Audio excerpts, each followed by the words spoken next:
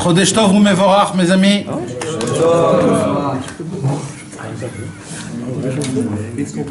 On est le mois de Hadar Aleph. On va danser à la fin, comme d'habitude. Et pourquoi pas au début? Allez, maintenant. Quoi? Tu chauffes maintenant ou pas?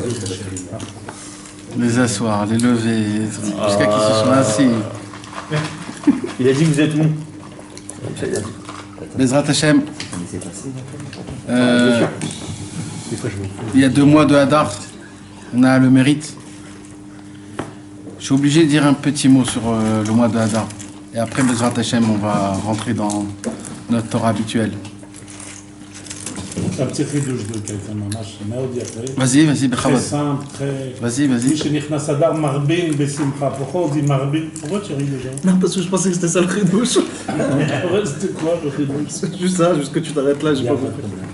Marbin besimcha, pourquoi on dit la chose aramite? Pourquoi on dit pas marbim? Avec un même. Avec un même, marbin, avec un nom.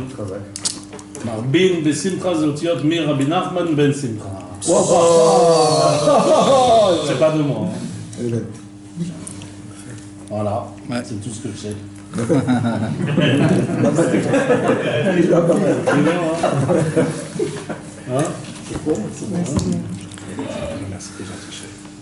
Le mois de Hadar,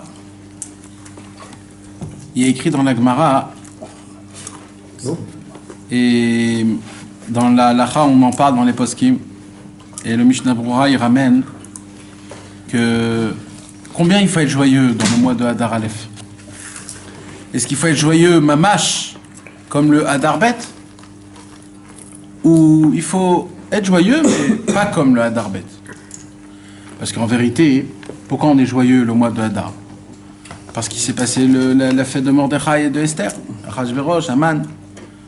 Donc, si ça dépend de ça, la joie, alors Béhémet, le premier Hadar, il n'y a pas une raison très spéciale d'être joyeux, puisque on ne fait pas une vraie fête de Purim, le premier Hadar. Ça s'appelle Purim Katan, c'est un petit Purim. Il n'y a pas d'obligation de boire ou de faire le Mishloach Manot.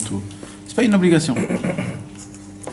Alors, Besofo Shel Davar, le Mishnah Brura, il est posek, d'après la Gemara, que Béhémet, la Simcha, elle doit être exactement pareil. Le mois de Hadar Aleph, exactement comme celle du mois de Hadar Bet. Et le Kaf HaChaim, il ramène un chidouche encore plus grand, et il dit, dans le Hadar Aleph, il y a un inyan de Simcha encore plus grand que le Hadar Bet. Plus grand. Le mois de Hadar Aleph, il est plus grand que le mois de Hadar Bet. Et pourquoi? Parce que le mois de Hadar Bet, pourquoi il est venu en vérité? Le mois de Hadar Bet, il est venu pour réparer. Réparer quoi? Le calendrier juif, normalement, il compte. On compte le calendrier par rapport à la lune et au soleil. C'est-à-dire, Rosh Chodesh, on le fait par rapport à la lune, il y a 12 mois. Et d'après le soleil, on compte les années par rapport au soleil. On compte les années par rapport au soleil. Alors maintenant, quand tu fais le compte du soleil et de la lune, dans l'année, il y a une différence de 11 jours et 8 heures par an. 11 jours et 8 heures. Alors maintenant, qu'est-ce qui se passe? Il y a un moment où ça rend un problème. Pourquoi? Parce que si on compte que le mois, que par les mois, par exemple, alors des fois, Pessah va tomber dans l'été, des fois dans l'hiver. Et il y a écrit dans la Torah, Shmor Chodesh Aviv, garde le mois du printemps. Donc Pessah doit tomber toujours dans le printemps. Parce que les mois, ils sont petits. Donc des fois, ça peut tomber que Pessah, ça peut tomber en été ou en hiver. Donc il faut créer un calendrier qui puisse sortir Pessah pendant le printemps, etc. Chaque fête comme il a besoin d'être. Donc, quand tu comptes 11 jours par mois, par an, quand tu fais le compte, après 4 ans, tu as déjà un mois en plus. Et c'est quoi? Donc ils ont dit, on va rajouter un nouveau mois. Le mois de Hadar. En fait, le mois de Hadar Aleph, il est fait pour réparer. C'est un tikkun pour que tout le calendrier juif, il soit comme il faut. Donc, le mois de Hadar Aleph, il y a une simcha encore plus grande que le mois de Hadar Bet, parce que le mois de Hadar Aleph, c'est pour réparer. Il vient pour que les choses se mettent en ordre. Mais il y a quelque chose de plus fort encore. Vous savez, le mois de Hadar, il y a une ségoula, d'après le Harizal, j'ai entendu comme ça, qu'il y a des mois où ils sont mékoubal, la prière elle est reçue, et il y a des mois où la prière est moins reçue.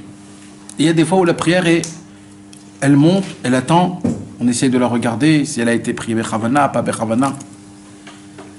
Il y a 4 mois dans l'année, que dans ces 4 mois-là, tout ce qu'un homme y prie, c'est reçu. C'est Hadar, Nissan, Iyar. Hadar, Nissan, Iyar. Maintenant, Hadar, Nissan, la prière est reçue, Mamash.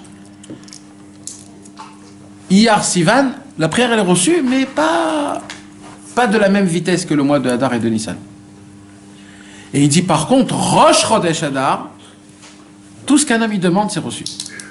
Tout de suite. C'est reçu. Tout de suite. Alors maintenant, à plus forte raison, Aleph, puisque c'est l'union du Tikkun. Dans le Sido, quand on appelle le Chodesh, ouais. C'est pas là où il y a tous les tsorufim de Shem Hashem dans le Chodesh Hadar? Je sais pas, Mehmet, je sais pas. C'est tous les ça se noms peut. de Dieu de tous les Chodashim en même temps. Ça se peut. Ça se peut, je sais pas. Ça se peut. Maintenant, le plus beau de ça, c'est quoi la preuve de ça, d'après le Hari HaKadosh? Le Hari HaKadosh, il dévoile un grand secret. Vous savez qu'il y a 10 sortes de paroles de Tefila. Et un des langages de la Tefila, c'est quelque chose que tout le monde connaît, c'est le langage que David a employé, Alléluia. Alléluia. D'où vient le mot Alléluia? Alléluia, c'est un des niveaux les plus hauts de la Tefila. D'ailleurs, c'est le dernier Mizmor, Alléluia, Alléluia. C'est Alléluia, c'est un... Mais maintenant, c'est où qu'on a mentionné la première fois Alléluia dans les Tehillim? C'est dans le psaume numéro 104. C'est quoi le psaume 104? C'est le psaume qu'on lit à Rosh Chodesh. Barechi nafshi et Adonai. Adonai Elohai gadalta, meodot vadar lavashta otor kaselman ote shamim kairia. À la fin, itamu chataim min haaretz, ureshaim odenam, barechi nafshi et Adonai. Alléluia! Première fois, Tehillim 104. La Gemara pose la question. Elle dit David a attendu 103 Tehillim avant d'employer Alléluia. Pourquoi? Il n'aurait pas pu mettre le Alléluia, je sais pas, au milieu. C'est à la fin, c'est dans les 3/4 de la fin, le dernier 3/4, le dernier quart. Comment il a employé le mot de thème Alléluia, le numéro 103? Alors la Gemara, elle dit, parce que quand David Amelech, il a vu dans le Ruach HaKodesh, quand Itamu Chataim Mina Haaretz, qu'il va venir un jour où il n'y aurait plus de fautes, où les gens ils vont devenir des gens tam, ils vont devenir simples, Itamu, ils vont devenir des tam. Et c'est quand qu'ils vont devenir des tam, ça sera que alors on pourra plus faire de Chataim. C'est là où on pourra plus faire. Toute la raison à laquelle on fait des péchés, c'est parce qu'on est des gens qui compliquent tout. Des gens qui compliquent tout, compliqués, avec des chormot, avec des bêtises dans ta tête, etc., etc. On n'est pas des gens simples. Et il dit, David Amelech, c'est quand qu'on va arrêter de fauter? Quand on va rester des gens tam. Et David Amelech a vu une génération que tout le monde c'est des tam, et il n'y a pas de faute. Quand il a vu ça, il a dit, Alléluia. Et c'est quand qu'il a vu ça? Rosh Chodesh Hadar Aleph. Ouais. Donc c'est encore plus important, avant Arvit, de faire Barechi Nafshi, Bechavana, Gdola, Meod, Bezrat Hashem, pour être Mechaven, le Itamu Chataim Min Haaretz, Ureshaim Od Enam. Il n'y a plus de rachat. Oh, Au moment où t'as dit... Ureshaim Od Enam. Il n'y a plus de rachat. Mamash. C'est là où il n'y a plus rien. Et là, on doit dire Alléluia. C'est là où Mamash. Et ça s'est passé quand? Le mois de Hadar Aleph. Donc on voit que le mois de Hadar Aleph, c'est un mois de réparation, c'est un mois de tmimout, de simplicité. C'est un mois où il n'y a pas place pour les fautes. C'est un mois où un homme il doit multiplier et rajouter et augmenter le plus de simcha possible. Vous savez comment on se renforce dans la simcha, mes amis? Comment un homme il se renforce dans la simcha? Quand il est triste. il se renforce dans la simcha. Là, ça s'appelle qu'il s'est renforcé dans la simcha. Donc, n'ayez pas peur si, dans ce mois-ci, vous allez avoir des imperçus,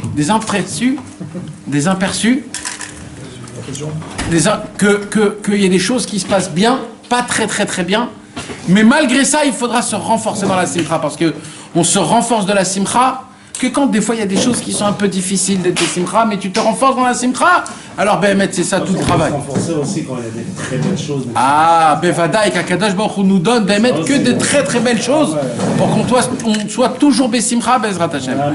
Surtout le mois de Hadar. Donc maintenant on est rentré dans le mois de Hadar. On a 48 heures, 2 jours énormes où Akadosh Baruch Hu a ouvert ses portes et tout ce qu'on demande, Akadosh Baruch Hu l'entend et l'exauce. Bien sûr, si c'est pour notre bien. C'est un Et Ratson qu'il n'y a pas dans toute l'année. C'est un mois.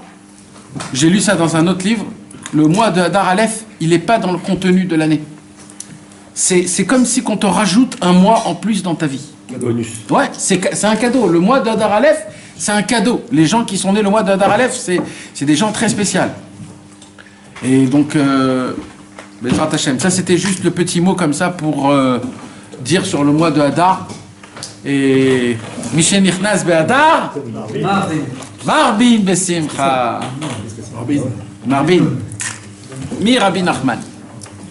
Tov. Alors maintenant mes amis, on va essayer de rentrer dans notre sujet, un des sujets les plus importants que Rabbeinu a parlé, la puissance de la prière. Le cours dernier, on a étudié le Zohar HaKadosh. Dans le Chelek Gimel, Lilui Nishmat. Moshe Ben Chaim. Et Rachel Bat Rivka. Et tout le Ham Israël. Et pour la guérison, tout le Ham Israël, tous ceux qui ont besoin. Comment Bani Rivka Bat Sarah. Adina Bat Sivan. Atinok Ben Sivan. Tanissim Ben Rachel. Eliyahu Ben Simcha. Tout le Ham Israël, Bezrat Hashem. Jonathan Ben Rivka. Yudit Bat Maya. Rav Israël Yitzhak Ben Fortuna. Et Bezrat Hashem. Et le cours aussi, Lilui Nishmat, Moshe Ben Nissim. Alors, on avait parlé, mes amis, du tonnerre. Le secret du tonnerre. Vous vous rappelez le tonnerre?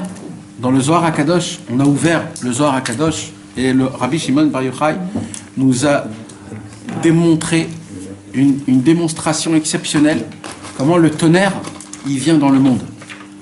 Alors, juste pour qu'on puisse se rappeler de ça, il y a 6 sortes d'anges qui sont dans les 6 coins du monde. C'est-à-dire les 4 coins, plus en haut et en bas. Ça fait 6. Il y a 6 sortes d'anges que ces anges s'appellent les Béné Elim. Ces anges-là, leur travail, c'est de souffler dans le monde. De souffler dans le monde d'une manière que les vents du monde en entier se maintiennent de manière que le monde puisse exactement avoir un équilibre comme il faut, pour qu'il y ait de la pluie, pour que ça puisse faire pousser les arbres, pour qu'il y ait de l'oxygène, pour que nous on puisse respirer, pour que les arbres, et ainsi de suite, tout le khamtsan, l'oxygène qu'il y a dans le monde, ça descend. C'est le travail de 6 sortes d'anges. Maintenant, ces anges-là, ils sont dispersés dans le monde. Mais il y a des moments où ces anges se recueillent, et quand ces 6 anges se recueillent ensemble, et qui se mettent ensemble, ils forment la forme d'un chauffard. Les 6. Ils forment la tsura, c'est-à-dire le dessin d'un chauffard. Et au moment où ils se mettent tous ensemble, ils crient un cri. C'est quoi ce cri? C'est une puissance de voix qui sort, qui va rentrer dans un nuage où il y a dedans de l'eau. Et ce cri, c'est ça qui va faire fonctionner ce qu'on appelle le tonnerre. Le tonnerre, ce sont des cris des 6 anges qui se mettent en forme de chauffard. D'ailleurs, la raison pour laquelle on sonne du chauffard à Rosh Hashanah, C'est pour la même raison. C'est pour créer un tonnerre spirituel. Quand on sonne du chauffard, on doit avoir peur. La raison pour laquelle Dieu a créé les tonnerres, c'est une seule raison. La Gemara, elle dit une seule. Il n'y a pas d'autre raison. La raison pour laquelle il y a des tonnerres, il dit la Gemara, c'est pour qu'un homme, il a la crainte de Dieu. Pour qu'il comprenne cette puissance énorme qu'il y a et qu'il se dit, waouh, c'est quoi ça? Et c'est le même effet on doit avoir du chauffard. Quand on entend le chauffard, on doit avoir une sorte de peur qui t'attrape, qui te dit, oh là là, c'est quoi ça? Ça doit te pénétrer en toi. Alors maintenant, le Rabbi Nachman de Breslev a pris ce Zohar, comme il a l'habitude, et il a fait de ça un bijou exceptionnel. C'est quoi le bijou? Il dit, comme ce qu'il y a tout spirituellement, il y a tout matériellement. Comment? Il dit, tout cet effet-là, ça se fait aussi dans le cerveau, dans le corps humain. Comment ça se fait dans le corps humain? Il dit comme ça. Il dit, quand un homme, c'est ce qu'on a étudié dans l'Écoute Moharan, Rabbeinu, il nous apprend qu'il faut être joyeux. Rabbeinu, il dit, on n'a pas le choix. On est obligé d'être joyeux. Parce que la joie, c'est ça qui nous ouvre les portes de la vitalité. Quand un homme, il n'est pas joyeux dans ce qu'il fait est mort. C'est mort, c'est mort, c'est mort. Il a beau mettre les téphilines, il a beau prier à Hachem, quand il n'est pas joyeux, la chose qu'il fait, elle est morte. Elle n'a pas de vitalité. Elle est déconnectée de vitalité. C'est quoi qui donne la vitalité aux choses? C'est la joie. La joie, c'est Hachem Yitbarach. Quand on dit Be'ezrat Hachem, ça veut dire Be'ezrat HaSimcha. La Simcha, c'est Hachem Yitbarach. On a dit ça plusieurs fois. La sensation qu'on a quand Dieu est proche de nous, c'est la joie. Quand un homme, il est joyeux, il faut qu'il comprenne qu'il est joyeux parce qu'à côté de lui, il y a Hachem. Et quand Hachem, il va partir, cette joie, elle va partir. Mais chaque moment où un homme, il est joyeux, une vraie joie, c'est qu'Akadosh Baruch Hu est proche de lui. Donc maintenant, qu'est-ce qui se passe? Rabbeinu, il nous dit, quand un homme, il applique une Torah ou une mitzvah, sans être joyeux, c'est-à-dire pas avec une vraie joie, alors malheureusement, qu'est-ce qui se passe? La mitzvah, elle n'est pas parfaite. L'action n'est pas parfaite. Il dit Rabbeinu, pour ça, il faut s'efforcer à avoir de la simcha. Alors comment on fait pour avoir de la simcha? Il dit Rabbeinu. Il dit pour ça, il faut avoir un cœur en bonne santé. Il faut avoir un cœur spirituel en bonne santé. Il dit Rabbi Nachman, pourquoi? Il dit Rabbi Nachman parce qu'un cœur qui est tordu, alors la vie est tordue. Ce que tu goûtes est tordu. Ce que tu apprends est tordu. Alors tu peux pas être besimcha. Parce que la simcha, c'est quoi? C'est quand la chose, elle est parfaite, elle est bien, elle est bonne. Mais quand tu vois une chose qui n'est pas à la perfection, qui n'est pas comme il faut, alors t'es toujours pas joyeux. Quand un homme, il a un cœur, que ce cœur-là, il est tordu, eh ben, quand son cœur, il est tordu, il pourra jamais être besimcha, dit Rabbeinu. Jamais. Il peut pas être besimcha, même si il a beau essayer de travailler, de se raconter des blagues, de sortir entre copains, d'essayer de se faire des petits trucs sympathiques. Il n'y a pas, ton cœur est tordu, mon frère. Quand le cœur est tordu, tu peux pas goûter c'est quoi la simcha. Alors il dit Rabbeinu, ok, j'ai compris. Alors comment on fait alors pour rendre le cœur droit? C'est là où Rabbeinu il vient. Et il dit comment on rend un cœur tordu, un cœur droit? Il dit Rabbeinu, le tonnerre. Qu'est-ce qui fait le tonnerre? Quand un homme, il entend un tonnerre, alors qu'il a une peur. C'est quoi la peur, mes amis? Comment ça se traduit, la peur, dans le corps humain? La peur, c'est le cœur qui arrête de battre. Le cœur, il fait comme ça. Il arrête de battre. Et c'est ça que ça te sent, ça te pique. Qu'est-ce qui s'est passé, là? Pourquoi? Et c'est pour ça que tu es tout blanc. Parce que le cœur, d'un coup, il arrête de pomper. Il n'y a plus de vitalité. C'est pour ça qu'on dit que la simcha, c'est quoi? Quand un homme, il n'est pas besimcha, il n'est pas vivant. Pourquoi? Parce que son cœur, parce qu'il a peur. Mais en fait, la vraie simcha, c'est quoi? La vraie simcha, c'est que des choses où au moment où tu sens que ton cœur, il parle, quand quelqu'un, il est joyeux, qu'est-ce qui se passe? Il est tout rouge. Il a chaud. Pourquoi? Parce que le cœur, il bat beaucoup plus. Il bat très fort. Il dit Rabbi Nachman de Breslev, quand il y a un tonnerre, c'est quoi un tonnerre en fait? C'est une sorte de ira, une sorte de crainte de Dieu. D'un coup, tu captes la grandeur d'Hachem. combien Dieu est grand, combien Dieu est fort, combien... C'est quoi la bracha qu'on fait quand il y a le tonnerre? Shekoro gvurato malé olam. D'un coup, tu perçois la force et la puissance de Dieu. Et là, tu as peur, ton cœur se crispe. Et là, il dit Rabbeinu, au moment où ton cœur se crispe, tu lui enlèves tous les torduments qu'il y a dans le cœur, et le cœur, il repart tout neuf. Donc il faut avoir peur. Et là, oui, bien sûr qu'il faut avoir peur. On n'a pas peur de prendre un tonnerre. Non, on a peur, parce qu'on ne connaît pas les vrais tonnerres. Mais les vrais tonnerres dans la montagne ou dans la mer, ou des fois, il y a des vrais tonnerres, des fois. Des vrais tonnerres qui te font... Non, mais c'est pas c'est ce qu'il dit dans la pas une Torah, là. peur vraiment. C'est ce qu'il dit dans Si, la Torah. C'est genre, Ouais, c'est une crainte, c'est une compréhension. Si, Nathan, c'est ce qu'il dit dans la Torah. Il dit celui qui a entendu le La chauffard rock. pendant Rosh Hashanah La rock. d'un bon sonneur de chauffard, quoi, il n'aura pas peur dans l'année des réanimes. Pourquoi? Parce que l'effet a été fait par le chauffard, donc il n'a plus besoin maintenant. Ça, c'est un autre chauffard, le tonnerre. Parce qu'on a dit que les anges, ils se mettent en forme de chauffard, parce qu'il fait l'effet. Tu n'as pas entendu un bon chauffard Rosh Hashanah, alors tu vas entendre un chauffard mondial. Mais en vérité, il y a des fois où mettre le tonnerre, il te fait effet. T'as même pas besoin d'Afka d'avoir peur. Mais le fait est que tu entends cette puissance. Comment ça passe d'un endroit à un endroit. Quelle grandeur, les éclairs. C'est un truc de fou. C'est quelque chose de fou. Il y a écrit Ra'am, Gvurotav, Mi Itbonan. La Gemara, elle dit une des choses qui sont exceptionnelles, que personne ne fait attention, c'est le tonnerre.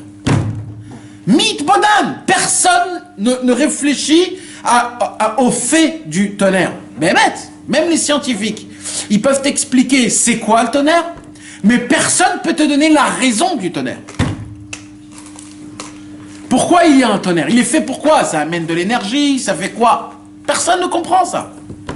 Et ça, c'est un problème, parce que dans la Torah, elle te dit, le Yetzer Hara, c'est que tu ne comprennes pas ce qui se passe dans le tonnerre.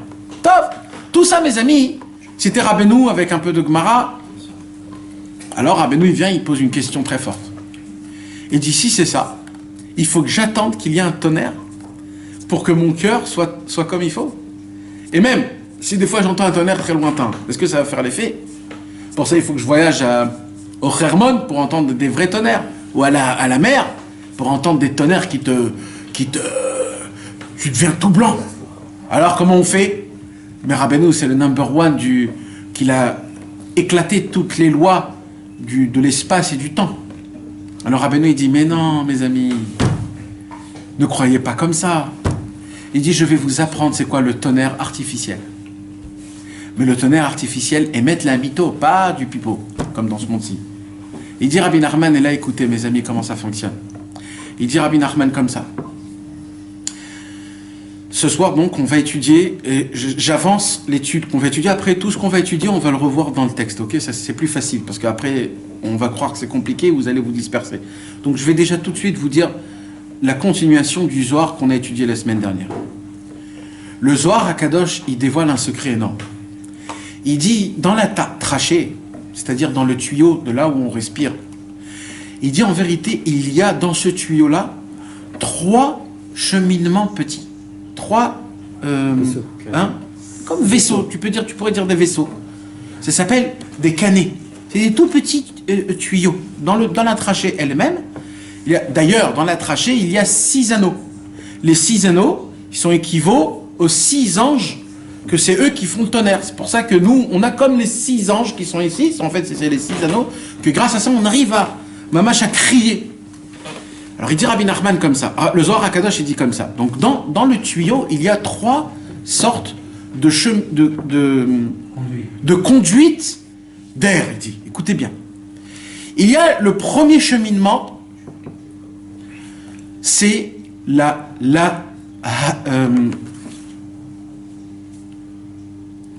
Hevel. C'est quoi le Hevel? C'est une sorte de buée. C'est une sorte de buée. Dans l'autre côté, il y a le feu. C'est la puissance. Et au milieu, il y a l'eau. Chaque voix, chaque son qu'on sort, ils sont faits de ces 3. C'est pour ça que quand on crie, il y a la puissance, la chaleur, il y a de l'air et il y a de l'eau. C'est quoi l'eau? c'est l'humidité. Tu sais, quand tu parles, il y a de la buée. La buée, elle crée D'où il vient le tonnerre, mes amis? Le tonnerre, il vient quand la terre, elle chauffe, ça fait monter des buées, des vapeurs. Les vapeurs montent dans un nuage qui est rempli d'eau et il crée le tonnerre. Il se passe la même chose dans le corps humain. Quand un homme, il veut parler, il est obligé de prendre ces trois cheminements-là, le chemin de l'eau, le chemin de l'air et le chemin du feu, et les trois en même temps se coordonnent. D'où ils viennent ces trois chemins? Très simple. Le chemin de l'eau, ça vient de tout ce qu'on a dans notre corps comme liquide.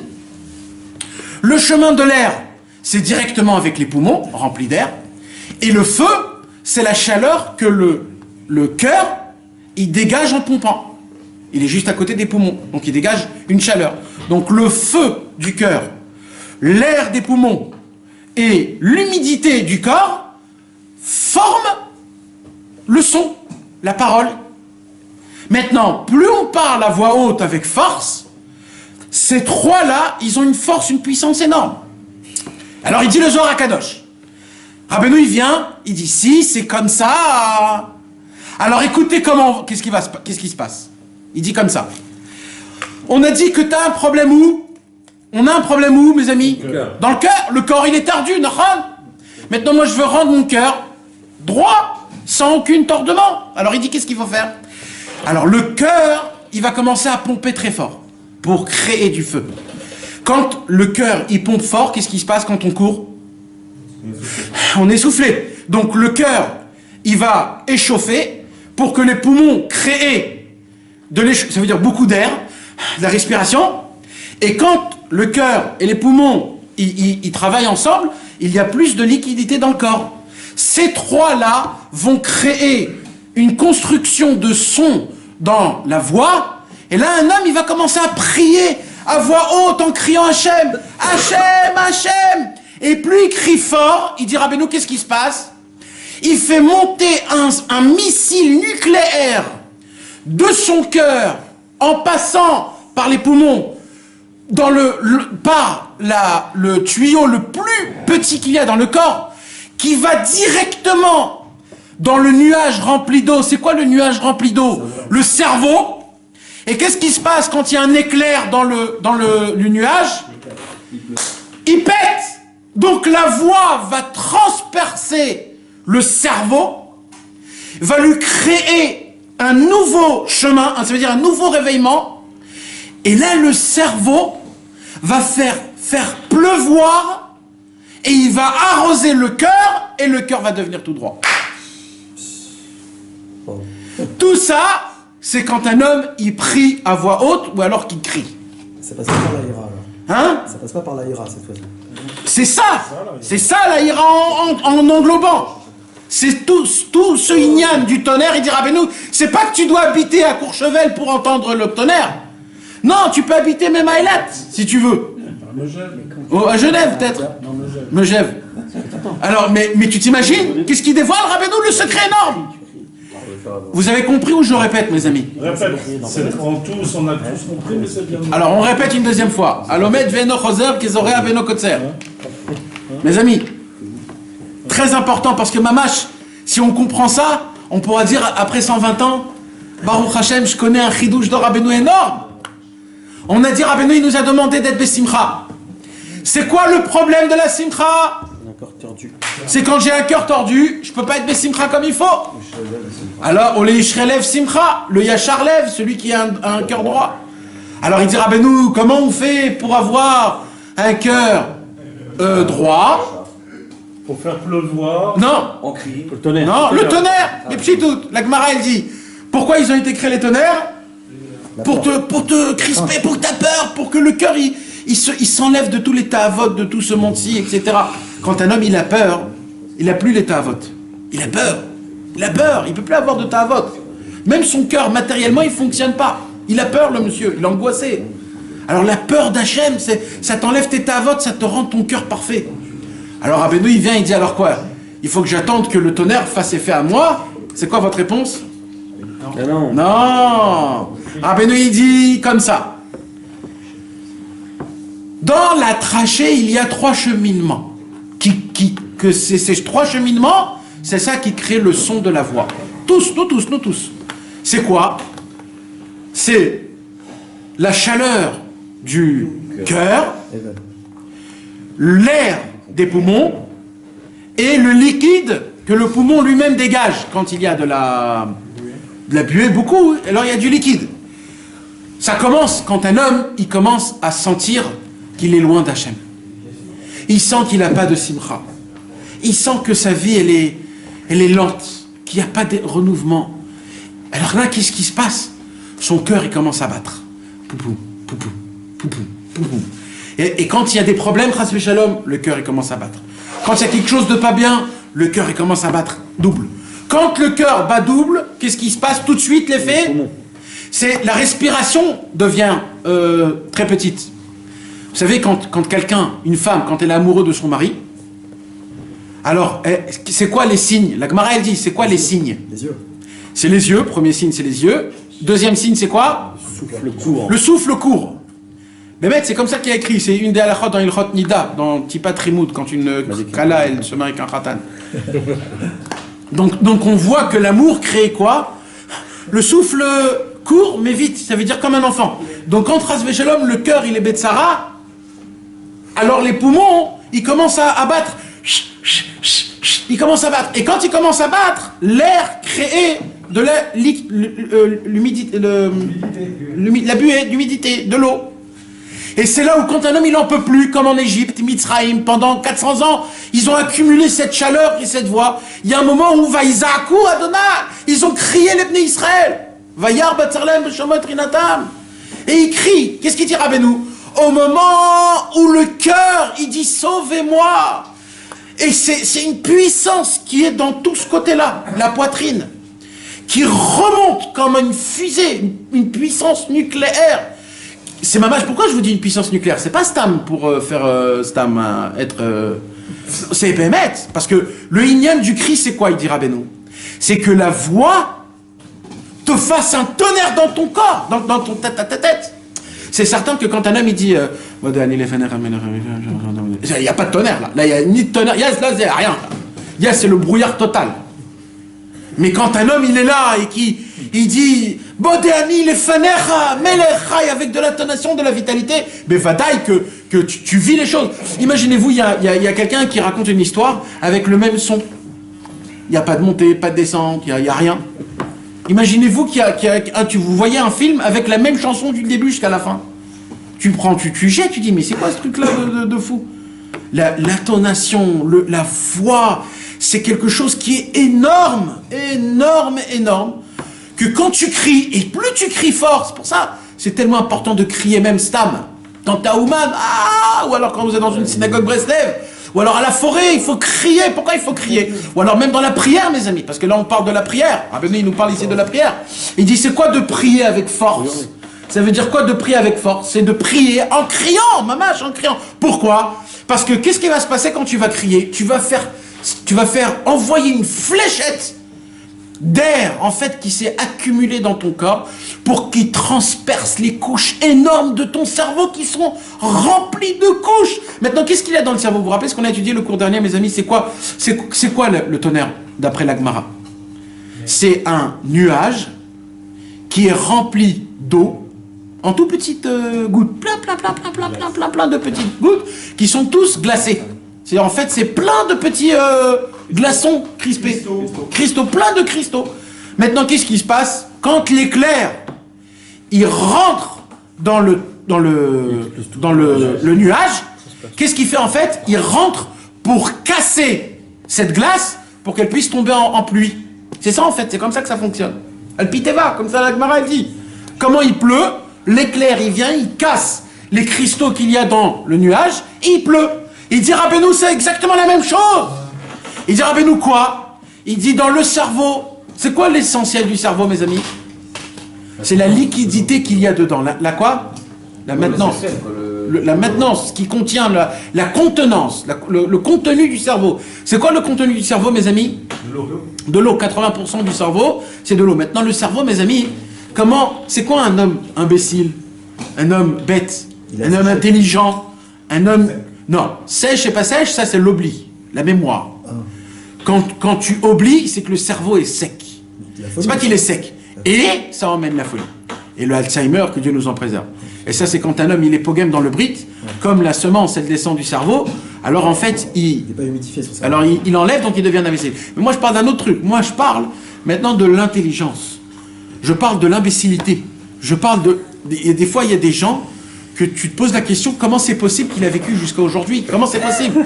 Comment il a pu vivre avec une telle bêtise? Comment c'est possible un truc comme ça?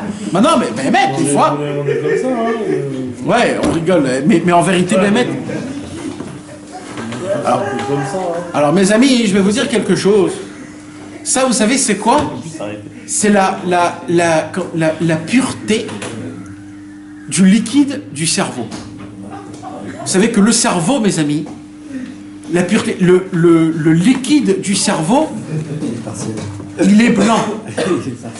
Le liquide du cerveau, mes amis, il est blanc. Et cette blancheur-là, elle est pure comme on peut même pas s'imaginer comment elle est pure.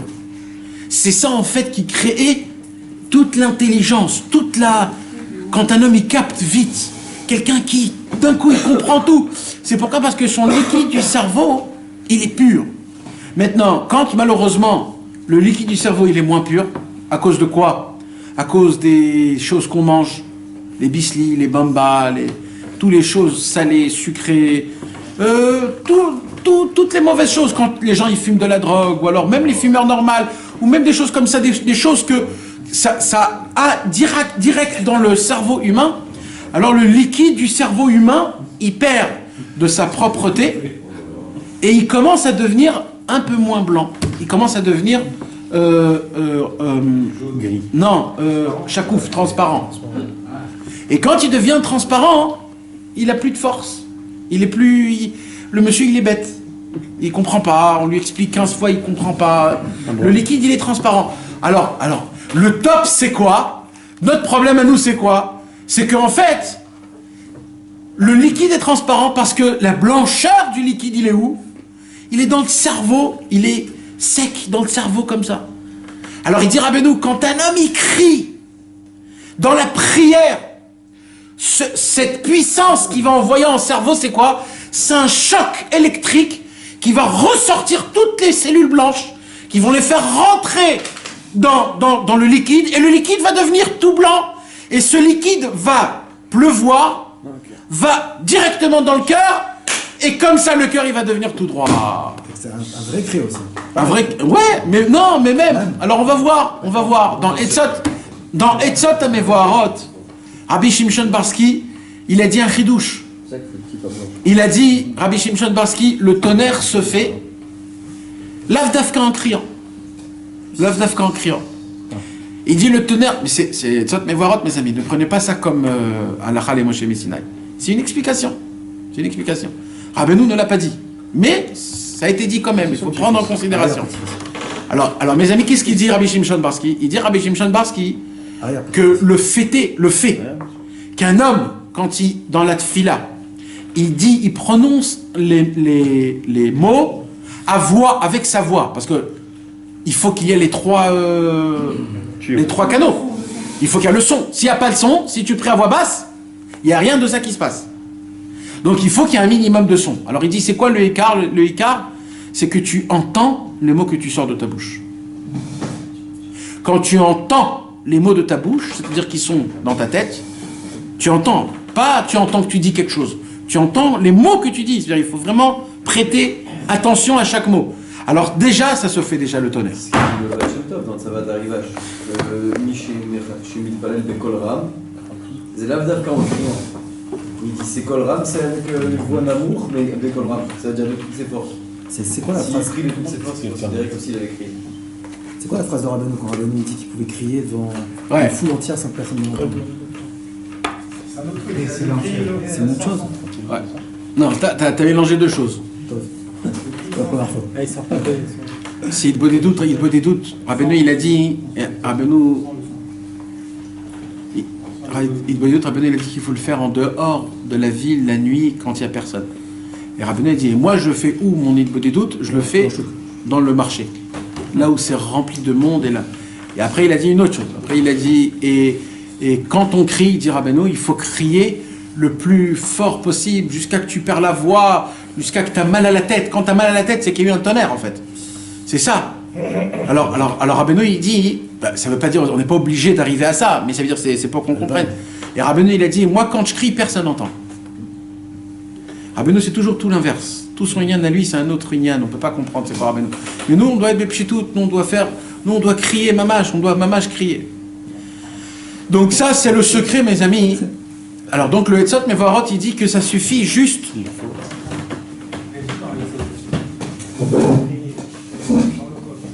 Il faut créer, on peut créer sans le col. Oui, Nachon, non, Nachon, c'est possible, c'est pas quelque chose qui n'est pas possible. Mais Vadaï, c'est certain que c'est possible. Hein? Là on parle dans la tefila, Rabbeinu il dit dans la tefila de crier. Enfin, il vaut des doutes, quoi. Il vaut des doutes. Le cri en lui-même c'est une forme de prière. Tseaka c'est une forme de prière. On a dit qu'il y a 10 sortes de prières. Ça dégage. Ça t'ouvre les poumons. C'est ça le Inyan. Tu sens que ton cœur il est tordu. Quand tu cries en fait, tu remets ton cerveau de manière qui soit propre et il arrose le cœur. Et quand le cœur il est arrosé, alors la simcha elle est énorme. C'est pour ça qu'après que tu cries, comme on l'a dit mes amis à Ouman, qu'est-ce qui se passe? On crie. Après quand on crie, Ata berata nous. Pourquoi il y a cette simcha là? Parce que tu as dégagé ton cerveau. Le cerveau pleut. Il fait faire pleuvoir, il fait faire descendre. Et ton cœur, il devient Bessimcha. Et tout le monde repart en Simcha. Parce que Mamash, il y a cet effet, on le voit, Mamash. Donc, c'est un effet qui est énorme, c'est un effet qui fonctionne. Maintenant, quand je parle de tout ça, mes amis, je suis obligé de parler d'un autre truc. Obligé. Aujourd'hui, on rentre dans les synagogues. Aucune synagogue dans le monde en entier ne crie pas. Aucune. Ne crie pas? Ouais.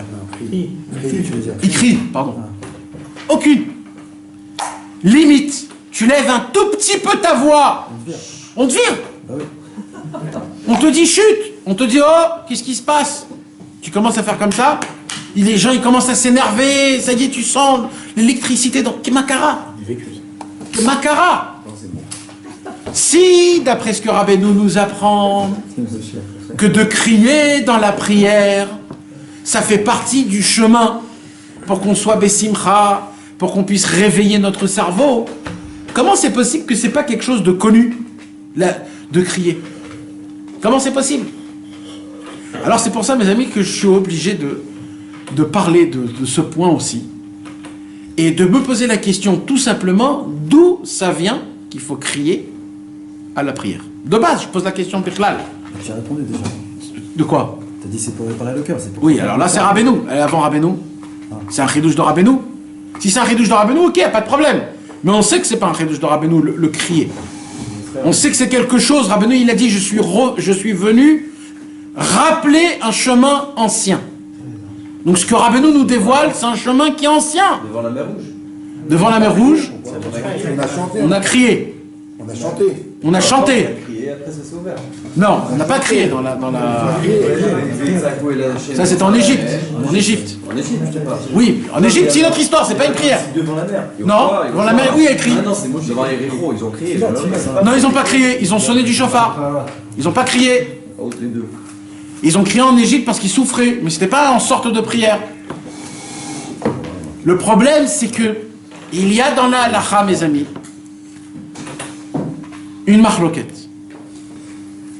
C'est très important que vous appreniez ça, parce qu'on est tous des chassidés Breslev, et on va tous prier dans des synagogues pas Breslev, pour tous les rapprocher. Et tout le inyan, c'est quoi? C'est que quand les gens, ils vont après nous voir crier, ils vont venir, ils vont dire mais d'où ça vient? Ce soir, si vous entendez le cours, vous pourrez leur répondre l'analyse depuis A jusqu'à Z, c'est quoi Tarles la halakha, comment on voit ça. Et pour pas que les gens ils te disent c'est que les Breslev. Alors écoutez bien mes amis. La racine, elle est dans la Gemara. La racine dans la Gemara, c'est juste sur le texte. Amen, Yehe, Sheme, Rabba, Mevarach, La'alam ou l'Alme Almaya. Dans la Gemara, il y a écrit Kol Aone, Amen, Yehe, Sheme, Rabba, Bechol Koro, Kor'il lo Gzardin, Shel Shivim Shana. Un homme qui dit Amen, Yehe, Sheme, Rabba, de toutes ses forces, on lui enlève même un décret qui a été décrété jusqu'à les 70 ans. Oui, Tous ces 60 ans. Hein? D'après la lacha, ça va pas. Quoi, ça va pas? On n'a pas le droit de prier plus haut que le Shaliach Tzibur. Attends, pour l'instant on n'est pas dans la lacha. Là on est dans la Gemara. Là on est dans la Gemara. Alors la question c'est quoi Bechol Kocho? Exact. D'accord? Mishnah il dit Alors on sait pas. sans abîmer l'oreille de voisin. Alors la Gemara elle dit pas c'est quoi Bechol Kocho. Mais il y a une marloquette entre Rashi et le riz. Rabbi Yitzhak. Son petit-fils. Un de ses petits-fils. Le balai à Tosfot. Un des balais à Tosfot, le riz Azaken, un très grand sadique. Enterré en France à Troyes. Et Rashi dit Bechol Kocho, Bechol Kavanato. C'est-à-dire, quand il y a écrit de toute force, c'est quoi toute force? C'est de toute son attention. Mamage, que ce soit vraiment. Ri Azaken, il dit non, ma pitom, c'est pas Bechol Kocho, c'est pas Bechol Kavanato, c'est Bekol Ram, mamash. Bechol Kocho, c'est avec toutes ses forces en criant. Comme ça, il dit Ri Azaken. Alors maintenant, mes amis, quand il y a une marloquette entre Rashi et les balais à Tosfot, il y a des klalim, vous savez, il y a des règles, comme on est posek. Comme qui on est posek quand il y a une marloquette entre Rashi et Tosfot? Tosfot. Tout le temps. Tout le temps.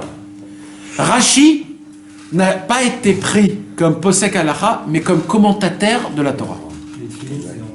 Les tefillin, nachad. Mais le riz, c'est lui qui a interrogé l'ange, non? Non, c'est pas lui. Qui écrivait la question. Non, c'est pas lui. C'est pas lui. C'est pas lui. C'est vrai que dans Rashi, la halacha, elle est là-bas, mais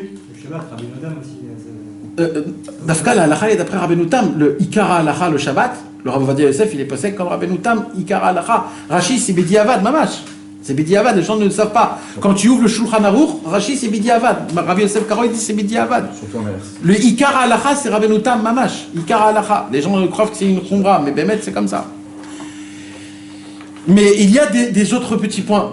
La halakha, elle est d'après Rashi, pas parce que c'est Rashi qui l'a mentionné. C'est parce qu'il y a des autres poskim qui ont mis le tampon comme Rashi. Donc c'est pour ça que dans ce Inyan-là.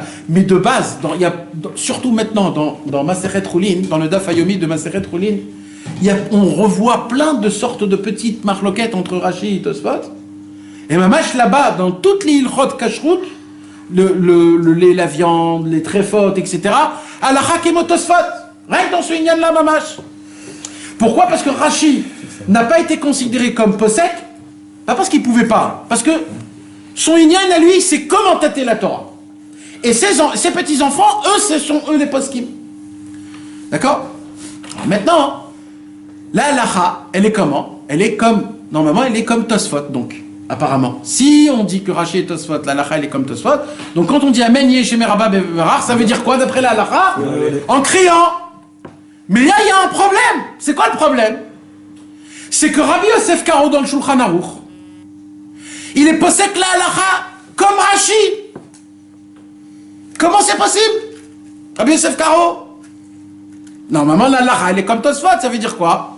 De là, il dit Rabbi Yosef Karo, un homme, quand il prie dans la synagogue, il n'a pas le droit d'élever sa voix plus que les autres.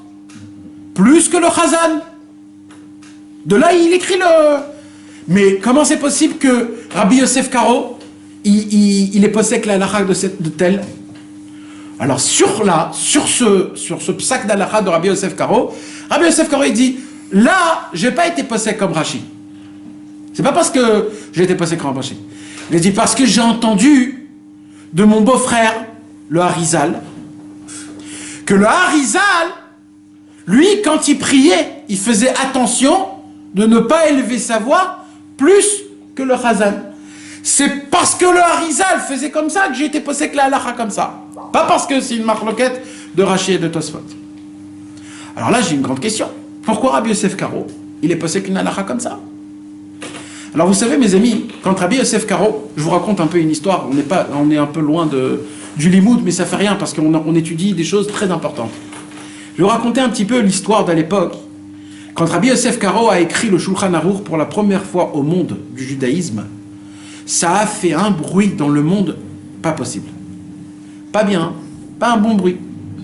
Nous, aujourd'hui, on est très contents qu'il y ait Rabbi Yosef Karo qui a le Shulchan Aruch parce que nous, on est des ânes battus. Nous, on comprend rien. Donc, Baruch Hashem, on a un Shulchan Aruch, on nous dit qu'est-ce qu'il faut faire, qu'est-ce qu'il ne faut pas faire. Mais à l'époque, c'était tous de Talmidei Chachamim. Ils n'avaient pas besoin du Shulchan Aruch. Donc, en fait, quand tout le Ham Israël, ils ont vu le Shulchan Aruch, ils ont dit à Rabbi Yosef Karo, mais qu'est-ce que t'as fait, Rabbi Yosef Karo? À cause de toi, maintenant, personne ne va étudier les livres. Jusqu'à maintenant, on était obligé d'étudier la Gemara, le Rif, le Rosh, le Ran, pour construire la Lara. Maintenant, tu as fait le travail pour tout le monde. Maintenant, les gens, ils vont plus ouvrir les Mefarshim et les Poskim. C'est très grave ce que tu as fait. Et en plus de ça, ils ont dit à Rabbi Yosef Karo, en plus de ça, tu as écrit les lois sec, sans explication, sans d'où ça vient. Alors quoi? On doit s'annuler à tout ce que tu as dit? Comme ça, il y avait une polémique énorme à l'époque de Rabbi Yosef Karo. Jusqu'à qu'il y en a un du Zman de Rabbi Yosef Karo. Il s'appelle le Baal Alevushim. C'était qui le Baal Alevushim? Il a écrit un livre qui s'appelle le Levush. Vous allez voir dans la Halakha, si vous lisez le Kaf HaChaim, le Mishnah Berurah, le Levush. Le Levush il dit, le Levush il dit. C'est quoi le Levush? Ça veut dire quoi le Levush en hébreu? Les habits. Le Baal Alevushim, son histoire à lui, c'est qui? C'était un grand tzaddik. Un très très grand tzaddik. D'une beauté comme il n'y a jamais eu au monde. 10 générations. Cet homme-là, un jour, il s'est baigné dans un lac. Et quand il s'est baigné dans un lac, pour la première fois, il a vu sa face. Quand il a vu sa face, comment il était beau, il est devenu fou. Et il a eu un tout petit, un petit truc pas bien comme ça qui est rentré. Nous, on n'est rien, hein, c'est-à-dire c'est par rapport à lui, nous, Chas Shalom, qui lui a dit, tu peux faire beaucoup de choses avec cette beauté. Et cette pensée-là a créé le Yetzer Hara. En plein milieu qu'il était en train de se baigner, une femme est venue. Et la femme a vu ça, un homme tout nu qui est en train de se baigner, elle s'est dit, moi aussi je vais rentrer. Dès que lui, il a vu ça, il a vite commencé à courir, mais il n'y avait nulle part. Jusqu'à qu'il trouve un cheminement. Un sentier. C'est là, en fait, c'était c'était la gadou, c'était la boue, c'était les comment on dit la poubelle. c'était tous les déchets, les excréments, le pipi, tout, c'était en fait L'égout. les égouts. Et il y avait nulle part où y aller, il s'est dit c'est ou là ou là. Et il s'est jeté dans les boues et il descend, Mamash, il descend et ça n'arrête pas et il pue et il arrive tout en bas, sali, puant, horrible. Mamash, tout comme ça. Et il se sentait mal. D'un coup, il y a quelqu'un qui est passé devant lui et il a dit, quelle puanteur, comment on peut être aussi sale? Quand il a entendu ça, il a fait le serment de 2 choses à Hachem. Il a dit, Hachem, je t'en supplie, fais en sorte que 10 générations que je vais donner, ils vont tous être horribles, moches, pour pas qu'ils aient un nisayon comme moi. Et deuxième serment, je te fais, si tu me fais un miracle, que je trouve de quoi m'habiller, parce que c'est honteux, on va en parler, ça va se parler, qu'est-ce qui s'est passé, pourquoi là, etc. Si tu me fais un miracle et que je trouve de quoi m'habiller, je vais écrire un pirouche sur tout le Shulchan Aruch. Je vais donner la raison sur chaque halakha du Shulchan Aruch. Il y a eu un miracle, un marchand est passé, un tisseur, comment on dit, un tailleur, Il l'a vu, il a dit, oh là là, comment c'est possible? Il a nettoyé sans lui poser aucune question, il a lavé, et il lui a donné 10 habits. 10. Les chaussures, les chaussettes. Il a fait le serment, il a écrit 10 livres, que tous ces 10 livres-là, ça s'appelle les levushim, les habits. Pourquoi je vous raconte de ça? Parce que le levush, sur le Shulchan Aruch, il vient dans cet endroit-là, de Amen Yesh Meraba, et il dit comment c'est possible que Rabbi Yosef Karo est posek de tel. Il dit moi, on m'a appris autrement, il dit le levush. Il dit quoi? Alors venez, je voudrais vous le lire dedans, tellement c'est beau comment il le dit. Alors, sur le levush, mes amis, il y a un pirouche. C'est-à-dire, dans le commentateur de Shulchan Aruch, il y a encore un autre commentateur. Le commentateur, c'est qui? C'est le Elia Rabbah. Aussi, si vous étudiez un peu les poskim, on parle beaucoup du Elia Rabbah. C'est qui le Elia Rabbah? C'est le grand-père du Chida, qui était un très grand Mekoubal. Et le Elia Rabbah, qui a fait un pirouge sur le Levush, il dit ça. Écoutez bien. Il rapporte une Gemara comme quoi celui qui prie à voix haute, la Gemara, elle dit, a rezé Miktane Amana. Un homme qui prie à voix haute, c'est un homme qui n'a pas d'émouna. Pourquoi? Parce qu'il se dit, je dois élever ma voix pour que Dieu m'écoute. Comme si que ça dépend de la voix. De là, on apprend qu'il ne faut pas prier à voix haute. Gamlamdou mitfilat Chana. Et où on apprend aussi qu'il faut prier à voix basse? Chana. Il y a écrit que Chana, quand elle est rentrée dans le Beth Amikdash pour prier, Elia Cohen est venu. Et il lui a dit, pourquoi tu es sourd? Il lui dit, je suis pas sourd. Il lui dit, pourquoi tu murmures? Il dit, je prie. Donc de là, on apprend qu'il faut prier à voix basse. Vayen ben Yazuta misé. Vaot katavti beshem el bouché yom tov kol ze betfilat shmona Israël. Alors, le Levush, il dit, en fait, ces deux choses-là qu'on apprend qu'il faut prier à voix basse, c'est que pour la Hamida. C'est de là qu'on apprend pour la Hamida qu'il faut prier à voix basse. Mais le reste de la prière, il faut la prier à voix haute. D'où on sait ça? Aval noagid bekol elo haratzot. Il dit, mais nous, les Sfaradim et les Ashkenazim, on a déjà été habitués, bepiyutim, de chanter.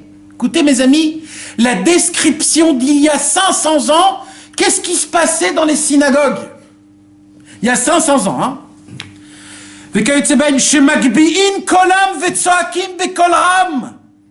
On est habitué de prier à voix haute jusqu'à qu'on crie. Jusqu'à que les goïs, quand ils entendent de dehors les cris de chez nous, se moquent de nous. C'est une description quand même assez forte. C'est pas, oui, à voix haute, voilà. Non, là il te dit qu'à l'époque, ils criaient dans leur prière jusqu'à que leurs cris, on entendait de dehors et les goïs se moquaient des juifs qui priaient. C'est quand même quelque chose. Ils n'étaient pas Breslev, hein, il n'y avait pas Breslev à 500 ans. C'était pas... Et là, écoutez bien qu'est-ce qu'il dit. Venitzta arti. Il dit, comment dit mitzter? Je suis confus. Miyamai la date me'ain zeba minag. Je me suis cassé la tête pour savoir d'où vient ce minag de crier dans la prière. Qui minagan chez l'Israël Toraï, car le minag c'est une Torah, c'est pas stam. Ad sheir Hashem etenai, jusqu'à que Dieu m'a ouvert les yeux. Veraïti, et je l'ai vu dans le Ramban, dans le Pirouche de la Torah Parashat Bo, la paracha qu'on a vue il n'y a pas longtemps. Et là, écoutez bien, mes amis, la racine du cheminement de la preuve qu'il faut prier à voix haute jusqu'en criant. Chez Katav Beza Lachon, Vekatav Romemut Akolot Betfilot, la raison pour laquelle il faut élever la voix dans la prière. Kemo Shamru Chazal, c'est les Chachamim qui nous ont appris ça dans Yerushalmi, dans Masechet Ta'anit, Perek Bet Halacha Aleph. Il y a écrit Vaikreu El Elohim Bechoska. Et ils ont appelé le Dieu de tous les dieux avec force. Vous vous rappelez où c'est écrit? Où c'est écrit ça dans la Bible? Dans le prophète Jonas. Quand Yona Hanavi, il était dans le bateau. Non, avant Ninvé, quand il était dans le bateau et qu'il y a eu la tempête et que tout le monde a commencé à crier, à prier Hachem, il a écrit là-bas que la façon dans laquelle ils ont prié Hachem, c'était avec force. Ouais, mais ils ont quand même prié Hachem. Et ils ont prié avec force. Et là-bas, Mefourash a écrit, c'est quoi avec force? En criant. De là-bas, on apprend que notre prière, elle doit être avec force. De goïm. Hein? De goïm. C'est pas des goïms. C'est Yona qui avait demandé qu'on le fasse. Ils avaient besoin tout de suite d'une fila. C'est la Torah qui l'écrit. D'accord, on s'en fout le méchanet, d'où ça vient. Mais c'est écrit dans la Torah. D'accord? Donc maintenant, qu'est-ce qui se passe? Excité, ça.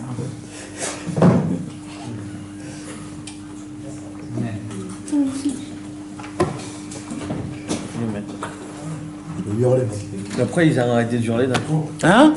T'as pas fini? Pourquoi ils ont arrêté de crier? Alors pourquoi ils ont arrêté de crier? Petit à petit. Parce qu'ils ont arrêté de prier. Il n'y a pas de raison. Pourquoi on faute?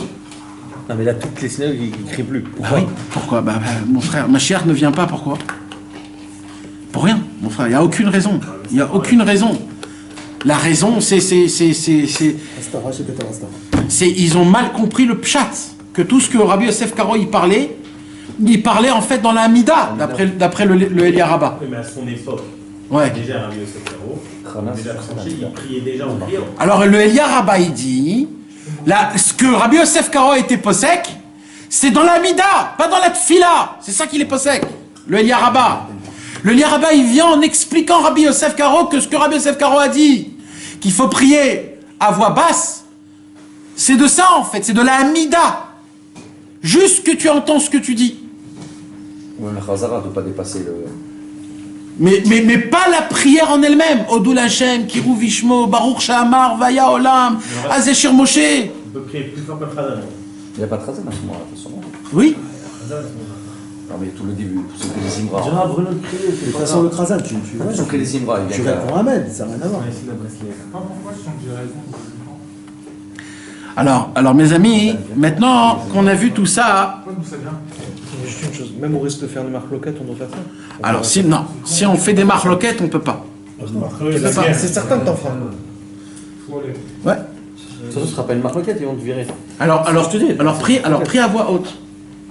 Pas en criant. Sois le seul qui prie à voix haute. Faut habituer les gens, c'est tout. Faut habituer les gens. Mais maître, c'est une habitude. Quand vous venez à 2, 3 et vous priez à voix haute, vous savez mes amis, nous on comprend pas. Moi j'en suis sûr qu'ils en qu'ils accepteront. De quoi? De prier à voix haute? Non, ça veut dire de se dire, bah attends, il a raison, lui. Il prie, il me donne des trucs, on va regarder comment je prie, comment je dors. Il y en a beaucoup qui sont bêtes dans les choses.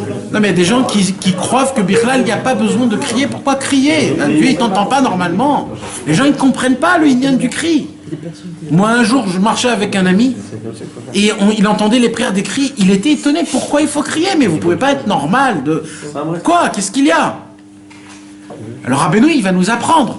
Rabbeinu il nous apprend que le kol, c'est une Gemara. La voix... mais horaire à Kavana, elle réveille la concentration, l'intention. Quand un homme il prie à voix haute, en fait, il prie pas à voix haute pour embêter le Kaal, il prie à voix haute parce qu'il veut être plus intentionné à la prière. Et Rabbi Nathan, il dévoile l'inverse. Rabbi Nathan, il dit, un homme qui prie avec Kavana, il est obligé de prier à voix haute. C'est les deux en même temps. Parce que quand t'es Bechavana, t'es là, tu dis les mots, les mots ils vivent d'un coup, c'est une vitalité énorme. Et Rabbi Nidal une fois. Rabbeinu lui a dit alors comment ça se passe à Tel-Aviv, là où vous habitez, vous avez de la marloquette et tout? Il dit non, nous ça va tranquille. Chaquette. Synagogue, on est. Chaquette, il n'y a pas de problème et tout. À la fin, il a dit c'est parce que vous savez pas prier comme il faut. Sinon vous aurez de la marloquette. Des tonnerres, là-bas il dit des tonnerres. La semaine dernière, c'est pas pour lui, t'as dit, je sais pas quand tu as dit que Rabbi Livitra qu'il l'attachait. Il l'attachait à la prière. Rabbi Zoucha aussi, il attachait les pieds et les mains à Rabbi Zoucha. Hein? Non, parce qu'eux, ils n'arrivaient pas à se calmer, à se retenir. Eux, dès qu'ils commençaient à dire un petit peu des mots de la prière, ils rentraient en transe, ils commençaient à crier, c'était du feu pour eux. Et plusieurs fois, ils se sont cognés la tête, le nez, etc.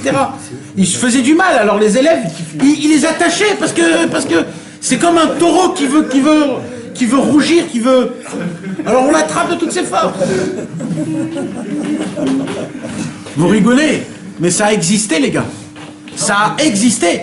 Trouvez-moi dans toutes les religions qui existent dans le monde, que dans toutes les religions, ils font des prières. Ils font tous des prières. Trouvez-moi une seule religion, un seul homme dans toute leur vie qui rentre dans une transe et une vitalité aussi grande. Ça n'existe pas. Pourquoi? Parce que Tfila el Chayai, la vraie vitalité, c'est dans le Emet, dans la Vodat Hashem. Quand un homme y prie, Emet, avec une ferveur, avec une intention, avec une volonté, avec un vouloir changer, avec de la simcha, Chayav, c'est obligé que la personne elle commence à prier à voix haute, mamash.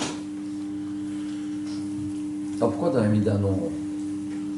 La Hamida? Au contraire, on est au plus haut, on crie encore plus, et on prie encore moins. C'est parce que là-bas, il y a un Inyan spécial. Il y a un Inyan. Je ne saurais pas te le dire là maintenant exactement. Hein? Ils font racher. Et t'as aimé que leur Rizé nous dit que la Chazara de la... Elle est plus forte que la... Ouais, la Chazara, elle est plus forte que la Mida en elle-même. La Chazara, c'est Faïda, hein. Crie, hein. Nahon, c'est pour ça qu'il faut dire Amen, Baruch Shmo, Amen. Il faut crier mamash. Et même c'est peut-être un lien de le faire encore, le cri sans son pendant la... Aussi. Alors mes amis, je voudrais s'il vous plaît, avec votre permission, de pouvoir essayer de lire ça, tout ce qu'on a étudié dedans, le texte, pour qu'on le voie, Bezrat Hashem, dans le Likutei Moharan, dans les mots, tout ce qu'on a étudié, Bezrat Hashem. Alors juste, je répète un tout petit peu, Ki ita bazoar. D'accord? En plein milieu du guimel, mes amis, en plein milieu du guimel, Rabbeinu il dit comme ça, Ki ita bazoar, c'est écrit dans le Zohar, Kad kalanafik, quand une voix sort, ve'ar'a be'ove mitra, et qu'elle rentre dans un nuage de glaçons, de comment t'as dit, de cristaux. J'aime pas ce mot-là. Cristal. Ouais, aussi, je l'aime pas. De glaçons. De glace, on va dire le mot glace. Des mystères prises. Alors, qu'est-ce qui se passe? Ah, des flocons, voilà. De condensation. Des stylistiques. Le dictionnaire Petit Robert. Alors, mes amis, quand cette voix, elle rentre dans le nuage rempli de flocons, Ishtama Kala Lebriata. On entend, alors le son est entendu à toutes les créations du monde. En fait, c'est le tonnerre. Veda Inun Reamim. Et ça, c'est le tonnerre. Il dit Rabbeinu, Veikar Reamim Emigvurot. On a dit que d'où il vient le tonnerre? Il vient des Gvurot. C'est quoi les Gvurot? C'est les 6 anges. C'est la rigueur, c'est la puissance. Chez Koro Gvurato Maleolam. On dit comment on appelle la pluie? Gvurot Kshamim. La pluie qui tombe avec de la Gvura, avec de la puissance, avec de la... Donc ça vient de la Gvura. Que Moshe Katuv vera'am gevurotav mi'idbonan. Ou bishvilze anu mevachin shekocho gvurato vechule. Maintenant il continue Rabbeinu. Ve'gvurot em bechinat koach ou gvura. Maintenant c'est quoi les gvurot? C'est quoi cette puissance? La puissance c'est de la force. Et la force c'est quand tu emploies de la force quand tu pries. Rabbeinu il dit plein de fois Tfila bekor, Torah bekor. C'est quoi Tfila bekor? Il y a plusieurs explications. Mais une des explications les plus tenantes, c'est de prier à voix haute. Quand tu pries à voix haute, à la fin, tu es fatigué. Ça te pompe beaucoup d'énergie. Vous savez, mes amis, je vous ai raconté l'histoire, une vraie histoire de vrai. Le Saraf de Strelisk, Rabbi Uri de Strelisk, l'élève du Maguid de Mezrich, de Rabbi Shlomo de Karlin, c'était un tzaddik. On l'appelle le Séraphin. Le Séraphin Strelisk. C'était un tzaddik énorme. Et lui, tout son inyan à lui, c'était de crier dans la prière. Tout, c'était ça. Lui criait dans la prière jusqu'à que du sang coulait de ses pieds, tous les jours. Il criait tellement fort dans la prière. Un jour, le Saraf de Strelisk, il est venu voir un grand autre tzaddik, Rabbi Tzvi Hirsch de Zidichov. 2 élèves du Chosé de Lublin. Et le Saraf de Strelisk, il est venu voir le Rabbi Tzvi Hirsch de Zidichov. Et le Rabbi Tzvi Hirsch de Zidichov, il était dans son lit, un petit peu malade. Il lui dit comment ça va, etc., etc. Et Rabbi Tzvi, il lui dit, allez, parlons des kavanotes du Kriyat Shema. Alors, il dit, ok, Saraf Strelisk, il dit, ok. Alors il dit, Bechavot, vas-y, dites. Alors il dit, je vais te dévoiler des kavanotes du Kriyat Shema que même le Harizal n'a pas dévoilé. Et là, Rabbi Tzvi, il commence à se lever de son lit, il va se laver les mains, il met sa ceinture, le gartel, et il commence à dévoiler des secrets énormes, des kavanotes, du Kriyat Shema, mamash, il dévoile le Kriyat Shema, jusqu'à qu'il arrive au sommet, il fait le Kriyat Shema, avec toutes les kavanotes. Et le Saraf de Strelisk qui tremblait comme ça, il disait, oh là là, c'est quoi, c'est beau, c'est énorme. Et dès qu'il se remet comme ça, il se remet, il dit, et vous, comment vous faites le Kriyat Shema? Alors il dit, nous, on est un peu plus simple. Il met son gartel, il met son chapeau, et il commence, et il crie un cri de Shema Israël. Shema! Le plafond est tombé. Non, c'est émettre, mes amis, c'est écrit. C'est écrit. Le plafond est tombé. Et il a dit, ça, c'est notre kavana de Kriyat Shema. On peut parler des heures et des heures, avoir des kavanotes. Mais tu veux du Tarles? Lui, il n'a pas fait un tonnerre dans sa tête. Lui, il a fait le tonnerre dans le toit, carrément. Il a éclaté le toit est tombé. Mais mamash, mes amis, le Saraf de Strelisk, vous savez que le Saraf de Strelisk, c'était un tzaddik, mes amis, et mettre la mytho. Tous les matins, il allait dans la pièce de sa femme et de ses enfants, avant d'aller à la prière de Shacharit. Et il disait à sa femme, au revoir. Adieu. Ah ouais. Wow. Alors il disait quoi? Il Il dit, écoute, je vais aller faire Shacharit. Je sais pas si je vais en revenir. Peut-être je vais mourir. Il y a le plafond qui est assez. Non mais ben, mes amis, c'est pas de la rigolade. C'est émettre la mytho. Chaque matin, cet homme, chaque matin, il se disait à sa femme, il disait, peut-être je pars. Shalom, salut. Je sais pas ce qui peut m'arriver. Rabbeinu, il a dit, c'est comme ça qu'on doit aller à la prière. Il nous demande à nous de faire ça tous les matins. Mais qu'est-ce que tu crois? Qu'est-ce que tu crois? Maintenant, il n'y a pas ça. Mes amis, le Saraf de Strelisk, c'était quelque chose d'énorme qu'on peut... D'ailleurs, le Saraf de Strelisk, quand il a vu Rabbi Nathan dans sa vie, et il a dit, moi, je suis le porteur de valise de Rabbi Nathan. Ah, c'est lui. Quand Rabbi Nathan est venu en Eretz Israël, le Saraf de Strelisk, ses élèves, ils sont venus, ils ont appris que c'est Rabbi Nathan. Ils ont dit, Rabbi Nathan, on va te porter tes valises, nous. Nous, on est ta poussière. Ils se sont annulés. Et la chassidim de Strelisk, juste pour que vous sachiez, ce sont les premiers qui sortaient dans la rue et qui chantaient et qui dansaient. C'était pas les nanars. Wow. C'était les Strelisk. De joie qu'on est attaché au... Non. C'est lui, c'est de Pologne. Oh non, en Ukraine. Non mais tu t'imagines comment c'est beau. C'est-à-dire on croit que c'est eux, ils ont commencé, c'était des fous, c'était des vrais Breslevers, les Strelisk. C'était des Breslevers, c'était des énormes. On comprend pas. Donc nous on parle de mais Béhémet, quand on voit une sorte de prière qui est pareille, c'est pas pareil. C'est pas pareil. T'es un autre homme. Pourquoi il faisait Rabbi Israël Rabbi Israël, c'est... Crier. Il dit qu'il crie. Nous, on ne doit pas être des singes. On ne doit pas recopier.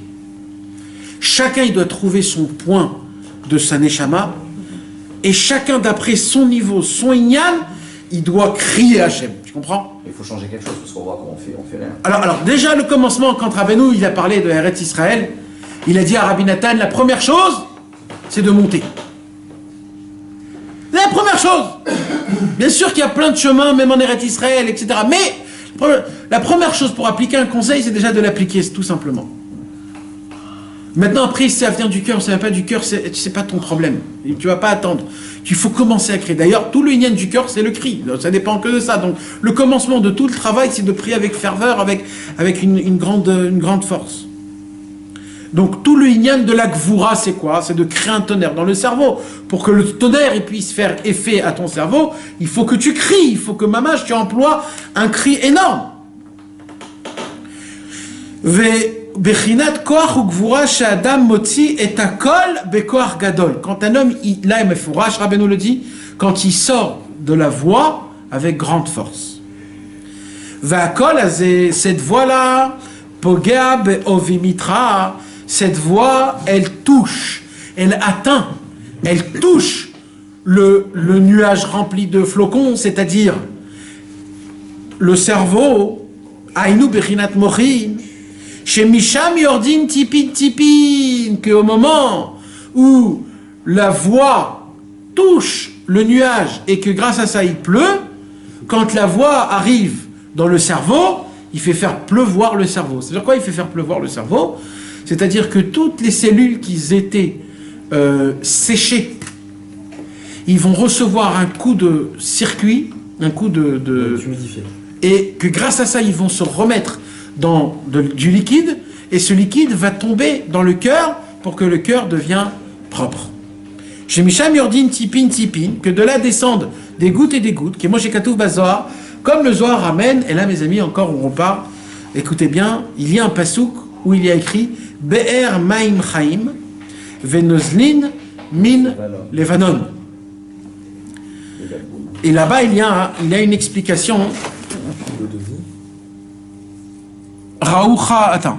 Vermaem Chaim, Venozlin, Min Levanon. C'est le blanche. C'est les gouttes blanches. Vermaem Chaim, c'est un puits d'eau vivante. Venozlin, Min Levanon, qui font couler du Levanon. Alors il dit Rabbeinu comme ça. Le Be'er, Maïm et Chaim, c'est quoi? C'est les trois cheminements de la trachée. On a dit dans le trachée, il y a trois cheminements.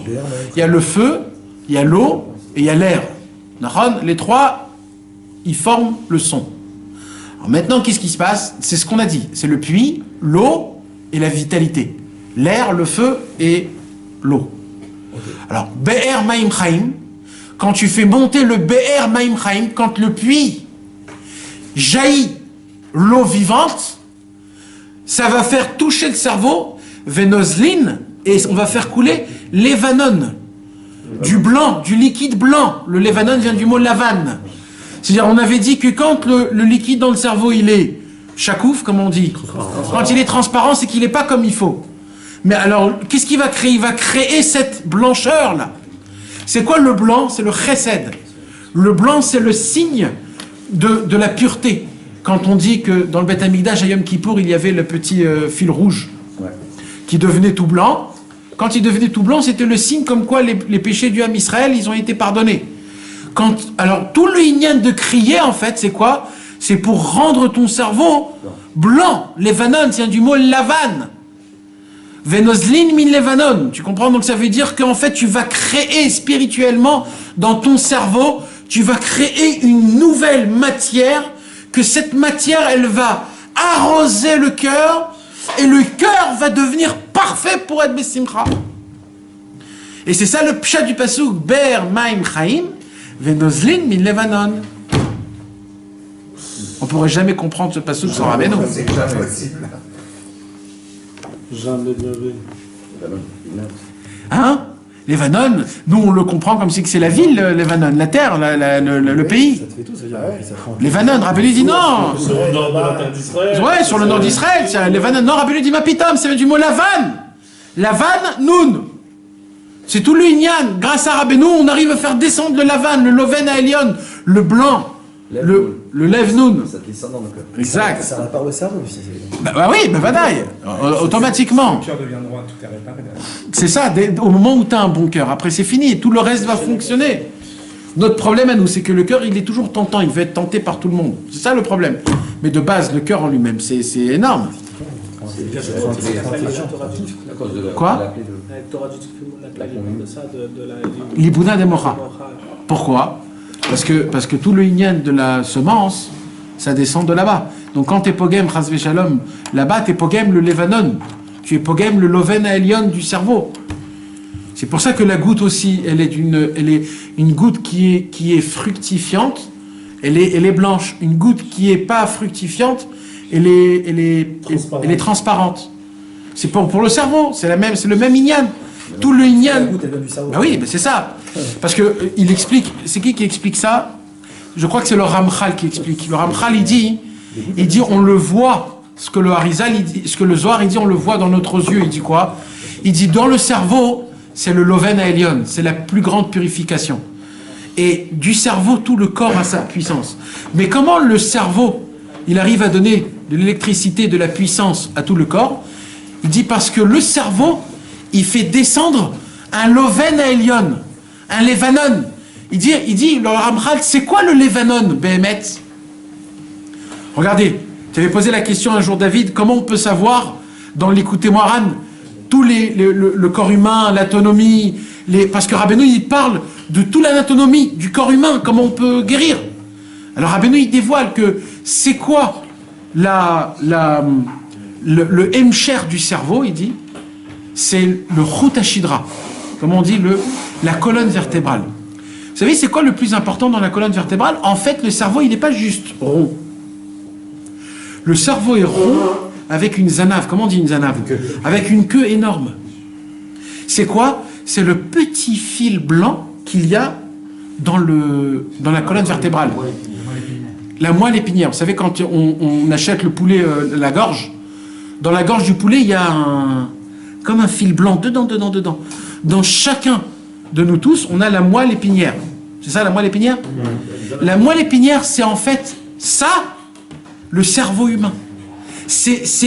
La moelle épinière, c'est un chemin, c'est un tuyau pour que tout le corps soit orienté, rempli par rapport aux poumons. Parce qu'il descend, il y a 18 anneaux. Et chaque anneau, 18, c'est Chai, c'est ça qui emmène la Chai, la vitalité dans le corps humain. Mais tout, il descend par rapport au cerveau. Donc c'est ça, l'Ibouna Democha, c'est ça le blanc du cerveau. Et de là-bas, ça descend dans les reins, la goutte, et des reins aux testicules, et après ça se termine. Donc on voit que Mamash, c'est propre, Mamash, c'est la chose la plus importante. C'est pour ça que quand un homme, il est pogem dans le Brit, il est pogem où? Dans le Levanon, le Libouna Democha, le blanc, Mamash, l'endroit le plus saint. Donc il faut réparer le Da'at, il faut réparer le Libouna Democha. C'est pour ça que Rabbi Nathan, il dit dans l'Écoutez Etzot, le Tikkun Abrit, c'est quoi? Il dit Rabbeinu, en vérité, il dit Rabbi Nathan, quand un homme, il va tomber dans le Pgam Abrit. Il sait qu'il va tomber, il sait. Il sait, il veut pas. Il veut pas, c'est pas bien, mais il est là-bas. Alors qu'est-ce qu'il faut faire? Il dit Rabbi Nathan. Il dit Rabbi Nathan, en vérité, il n'y a rien à faire. Il y a une seule chose à faire, il dit Rabbi Nathan. C'est de crier. Et ça, que sur l'union du Pgam Abrit, Rabbeinu, il a dit. Que sur le Pgam Abrit, enfin, sauf, il y a une seule chose. Il n'y a rien qui peut t'aider du Pgam Abrit. Rien. Bien sûr, la simcha. Mais au moment où tu as franchi le pas et que tu t'es déjà rentré dedans, tu peux plus être besimcha, tu peux plus être attaché au tzaddik. Ça y est, ton cerveau, il est chaud. T'es dans le truc, t'es déjà dans le... Alors Rabbeinu, il dit, il y a une chose que tu peux faire qui peut te sauver. Ou même si ça ne te sauve pas, mais c'est la chose à faire. C'est de crier à Hachem. Pourquoi? Parce que qu'est-ce qui se passe quand tu cries? Tu orientes le cerveau de ce qu'il a perdu en semence. Donc quand tu cries, tu répares le da'at. Aïe, quand tu cries, tu crées quelque chose. Tu redonnes de la force au cerveau pour que le cerveau ne se tombe pas, qui devient faible et qu'après, malheureusement, on tombe. C'est pour ça que le mot Levanon, ça vient du mot Lavan, c'est le blanc, et ça vient aussi du mot Lelaben. C'est-à-dire quoi, Lelaben? Blanchir. Blanchir quoi? Pas de l'argent. Blanchir notre cœur, blanchir notre cerveau, blanchir nos péchés. C'est ça l'Ibouna Democha. L'Ibouna Democha, c'est que le cerveau puisse blanchir le cœur. Comment? quand il va faire pleuvoir, quand on va crier, il va faire pleuvoir, il va arroser le cœur, il a blanchi le cœur. C'est ça, Be'er Maim Chaim Venozlin Min Levanon. Min Libuna Democha, de la blanchisseur du cerveau, de la blancheur du cerveau. Ukshepoga Be'ovemitra, Rabbeinu il revient, et quand l'éclair, quand le son, il touche le hanan, c'est-à-dire le nuage rempli de flocons, Azaï, Ishtama Kalalebriata. C'est à ce moment-là qu'on entend un bruit à tout ce qu'Akadosh Baruch Hu a créé. Aïnu Berinat Ramim, c'est ça en fait, le tonnerre. D'un coup, un homme, quand il crie, vous savez, des fois quand on crie, on a des frissons tout le corps. Tout le corps. Des fois quand tu cries un peu plus haut que tu as l'habitude, pas quand on crie, parce que quand on est énervé, quand on crie dans un chant ou quand on crie dans la prière. Essayez de voir, on sent la chair de poule jusqu'à la tête. Surtout à la tête. Pourquoi? Parce que d'un coup, il y a une ira, il y a un tonnerre qui te fait... c'est un effet que tu comprends pas, mais ça te fait cet effet de... Oh là là, c'est quoi ça? C'est une sensation vivante, mamash. Vezeu kol ra'amcha bagalgal. C'est quoi galgal? Gimel, c'est les lettres du Garonne. Vous savez qu'il y a 5 sortes de lettres. Il y a les lettres de la Garonne, de la gorge, du palais, de la langue, des lèvres et des dents. Et des dents. Non, Zain, Samer, Shin, Tzadik. Maintenant, il y a Groniot. C'est quoi Groniot? C'est Girak. Girak, c'est Gimel, Yud, Chavkouf. C'est les lettres de la gorge. Donc, Rabbeinu, il explique, ça veut dire quoi? Kol, Ra'amcha Bagalgal. Ça veut dire quoi le mot Kol, Ra'amcha Bagalgal? Kol, c'est la voix. Ra'am, c'est le tonnerre. Et Galgal, c'est la... Non, mais ça veut dire c'est le cycle.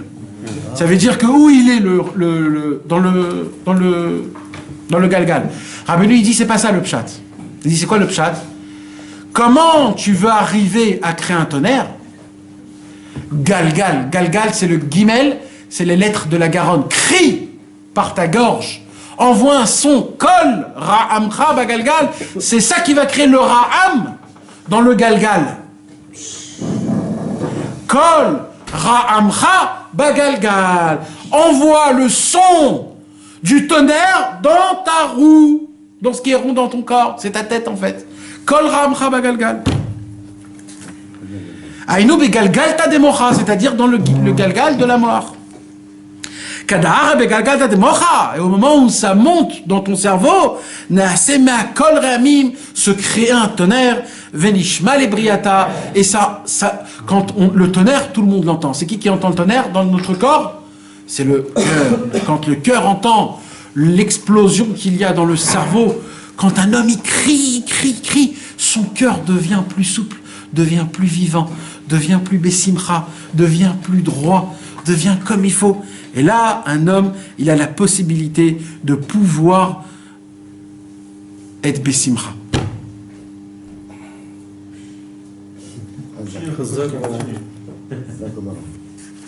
Après, on rentre dans un nouveau... Et il ne faut pas perdre l'un de l'autre. C'est Rosh Chodesh, on y va. Michel. Michel.